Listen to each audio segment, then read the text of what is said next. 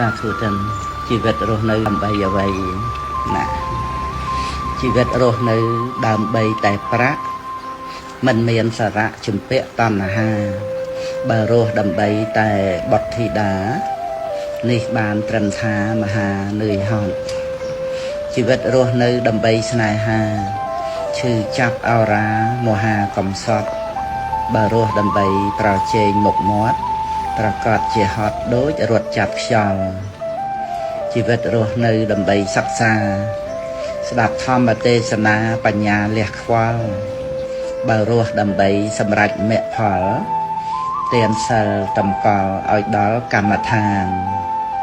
ជីវិតរស់នៅដើម្បីសាងល្អបេះដូងគុណធម៌បវរសុខសាន្តបើរស់ដើម្បីមិត្តល្អកល្យានតម្កល់ខ្លួនប្រាណឲ្យបានឧត្តមជីវិតរស់នៅសន្តោសមេត្តាអភ័យករុណាឧបេក្ខាព្រំបើរស់ចេះល្មមចេះព្រមថាសមខន្តីអត់ត្រមឧត្តមសម្បូរជីវិតរស់នៅក្នុងបច្ចុប្បន្នសតិដឹងតន់មិនភ័ន្តលោភោបើរស់ក្នុងធัวអបមាតោបរិបណ្ណោបរិបូរណ៍សូមអនុមោទនា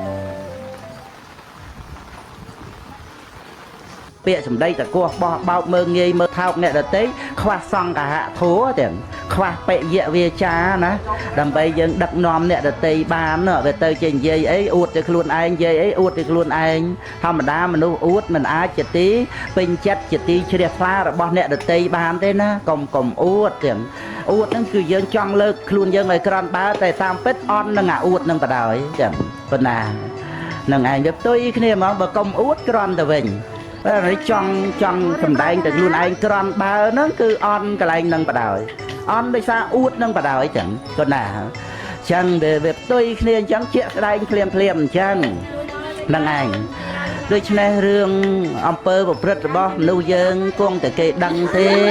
ប៉ុន្តែក្នុងចិត្តរបស់យើងក៏មិនចាំបាច់បង្អួតបង្អអ្នកដទៃទៀតហើយមើលព្រះអរិយៈណោះទៅដាច់ពីយើងបាត់ទៅហើយយើងចង់មកបង្អួតអ្នកណាគ្រាន់បើអីនៅកិលេសស្មានអញ្ចឹងនោះនឹងឯងមិនក៏មិនមើលព្រះអរិយៈណោះឲ្យតែយើងវាល្អមែនទែនទៅតាមព្រះអរិយៈទៅនឹងឯងមិនចាំបាច់ចង់បង្អួតក្រាន់អីទៅទេឲ្យតែវាក្រាន់បើសម្រាប់ខ្លួនយើងម្នាក់ឯងរក្សាចិត្តឲ្យបានសពតែខ្លួនឯងនឹងអញ្ចឹងទៅតាមព្រះអរិយបុគ្គលដែលលោករួចផុតចាកទុកទៅហើយណោះ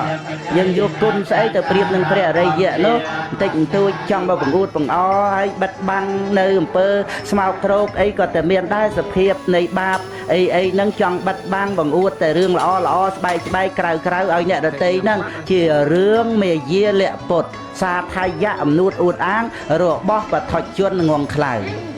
នឹងឯងចឹងអញ្ចឹងគឺជាភ័យនឹងជារណ្ដៅចឹងអញ្ចឹងចង់មកបញ្ជាក់សេចក្តីថាដែលយើងបានជួបនឹងពុទ្ធហើយបងប្អូនកូនចៅហើយមើលតើយើងត្រូវទៅប្រកបអីទៅតាមដែលយើងចិត្តទៅលឺមកតគ្នាមកហ្នឹងបីដកមានអត្តកថាមានមិនក៏យើងមិនស្រាវជ្រាវមើលហេតុនៃសេចក្តីសុខនឹងអីខ្លះព្រះអង្គសម្ដែងហេតុនៃសេចក្តីសុខទាំងបច្ចុប្បន្នទាំងបរលោកទាំងទៅព្រះនិព្វានអរិយមគ្គមានទៀតយើងចាំជាតិណាទៀតជាតិនឹងយើងមិនប្រតិបត្តិដើម្បីសេចក្តីសុខនឹងយើងសង្ឃឹមប្រមាណជាតិទៀតហើយយើងចេះតែធ្វើទៅតាមដែលយើងត្រឡប់មកអីចឹងនេះនឹងឯងយើងសិតតែចង់បានសុខទៅតើសរុបមកណាសិតតែចង់បានសុខមិនក៏យើងចេះតែធ្វើទៅតាមគំនិតរបស់យើងដែលយើងអត់បានទៀងទាត់នឹងបត្រៃបីដកអត្តកថាផងចេះតែធ្វើទៅតាមទម្លាប់នឹងធ្វើអីស្មានតែយើងនឹងព្រះខ្លួនឯងហើយហ្នឹងឯងមើល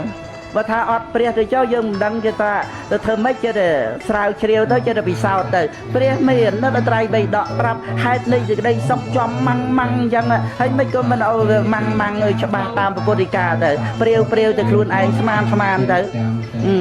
ទៅឃើញថ្មអីកន្លែងណាគេថាអូស័ក្តិសិទ្ធិដុំថ្មចេញកតុយលេខហើយទៅរស់សុខតាមកតុយលេខអញ្ចឹងមើលហើយព្រះអង្គប្រាប់ទេប្រាប់តែឯងចង់សុខកតុយលេខអញ្ចឹងទៅទេព្រះអង្គមានប្រាប់អញ្ចឹងទេហើយយើងថាជឿព្រះហើយមើល ពុទ្ធខាងសារណាងកឆាមិបច្ចៈកតុយលេខ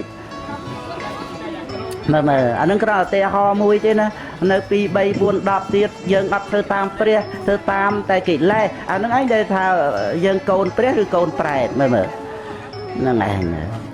ហ្នឹងគឺនិយាយឲ្យអស់ទៅចោះក៏បាន